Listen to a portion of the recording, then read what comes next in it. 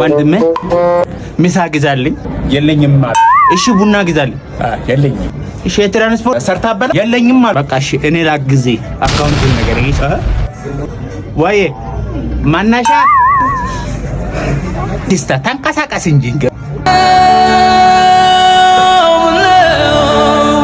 ሲጀመር እኔ ካንቺ ጋር መታረቅ አልፈልግም። ማን ካንቺ ጋር መታረቅ ይፈልጋል? አይሽ ነው ለማይት አልፈልግም።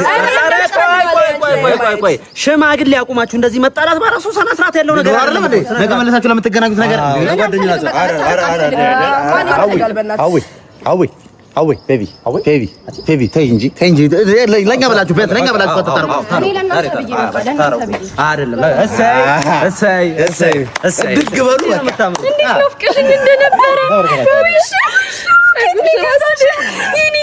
የምር በቃ መቼ ነው ማገኛት እያልኩኝ እንዴ ነሽ ግን እነሱ እኮ ናቸው ምክንያቶች ታውቂያለሽ። የተጣላንበት ምክንያት ታውቂያለሽ። ይሄ ነው እንደተረጋው ቀንደኛው ይሄ ነው የኔና አንቺ መጣላት ማለት። ከዚህ በኋላ እኔና አንቺ የምንጣላ ሰዎች አይደለንም ሲጀመር። እሺ አንድ ቀን እንኳን አይንሽን ሳላይ ማደር አልፈልግም ጓደኛዬ፣ ውድ ጓደኛዬ። የልቤ ሰው መቼም ቢሆን ይቅርታ አድርጊልኝ እስከዛሬ ላጠፋው።